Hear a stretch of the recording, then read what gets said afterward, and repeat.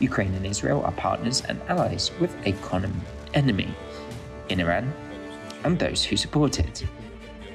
Саме ізраїльська модель, вона є найбільш релевантною саме для країни, яка не абстрактно може колись буде воювати, а для країни, яка має бути готова щодня. Воювати весь час. Hello and welcome to Ukraine in Flames, a special project by Ukraine Media Center and NGO Euro-Atlantic Course, and I'm your host, Miroslava Yaremki. The Israeli-Palestinian conflict, as well as the Russian-Ukrainian, is a highly intricate, long-standing conflict that involves a multitude of intricacies and historical contexts, which may not be readily apparent to outsiders without extensive research and a deep understanding of the region's history.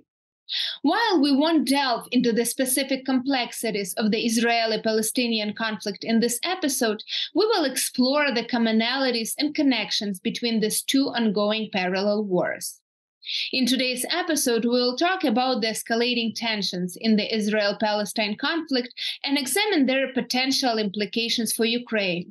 We will also consider what Ukraine can learn from Israel in the context of contemporary military strategies and conduct of warfare.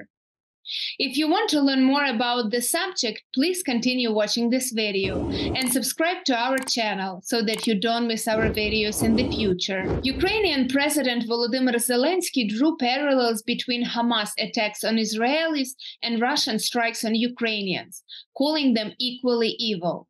And the Israelis themselves, the Israeli journalists who were in Ukraine, who were in Bucha, now say that they saw the same evil where Russia came. Equal evil. The declared intentions may be different, but the essence is the same. You see it. You see the same blood on the streets, the same shooting of civilian cars, the same bodies of tortured people. Zeev, Hanin, political scientist and professor at Bar-Ilan University in Israel, believes that this is the same war, but just on different fronts. Let's hear his assessment of the parallel situations that are unfolding now. The most comprehensive assessment of the situation in Ukrainian-Israeli relations is as follows. Ukraine and Israel are partners and allies with a common enemy in Iran and those who support it. But we're fighting on different fronts. It's the same war, but on different fronts. We understand that Russia is setting the tone in many ways in Syria.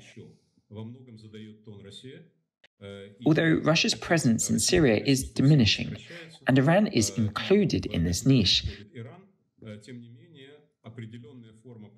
certain agreements between Jerusalem and Moscow were reached in 2015, and at this stage, when Israel is facing challenges from the north, Lebanon, the south, Gaza, the east, terrorist centers in Judea and Samaria, as well as other complications,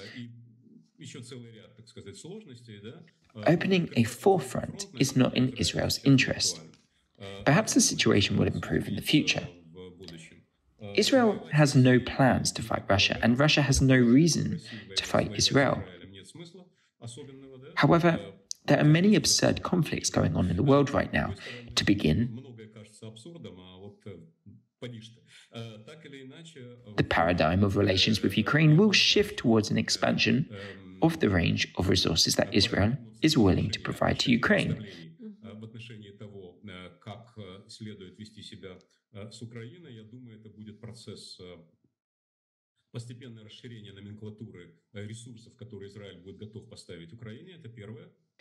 Second, there will be better coordination.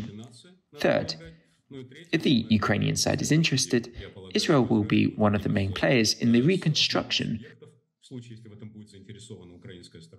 of social infrastructure, healthcare, and industrial systems, among other things. That is, the startup nation is ready to share its insights in this situation.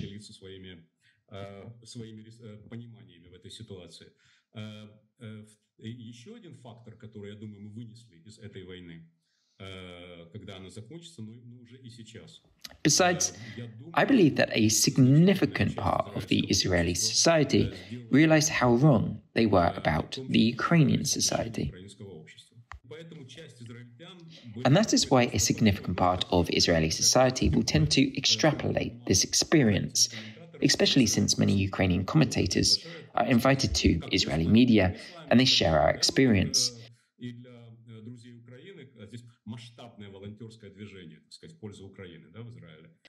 It's incredible to see such a massive outpouring of support.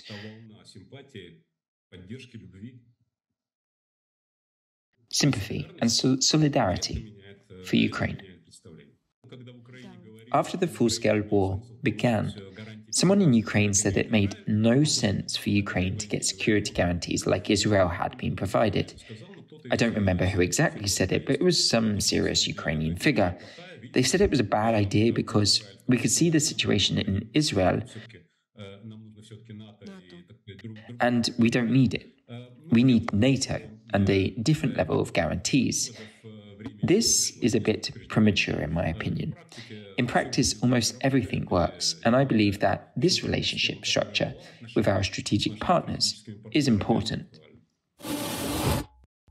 Following Hamas surprise attacks, Israel officially declared a state of war and initiated an enormous mobilization. Sources report that 360,000 reservists have been summoned.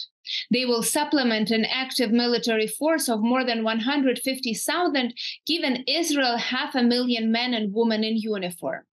In most of the world's armies that use conscripts, increasing the number of soldiers threefold would usually take months rather than weeks. Israel will achieve that much faster, at most in a couple of weeks. Military and political expert Yevhen Dykyi will talk about what Ukraine can learn from the Israeli model of mobilization and conscription, and how Ukraine should become a country that must always be ready to fight. В них, власне, служба в армії напряму пов'язана з обороною країни. Вони там саме служать, саме як солдати, здобувають спеціальності військові. І головне, ставлення в суспільстві до цього саме як до норми. Там можна ухилитись, насправді. Є варіанти, як там не служити. Але це буде тебе, якщо тільки ти не інвалід, до інвалідів ставлення там, до речі, якраз теж нам ще повчиться. Але якщо ти не інвалід і не служив, то це тебе буде переслідувати все життя. Тобто весь час ти будеш трошки не такий, як всі. Весь час ти будеш трошки ізраїльтянином другого сорту.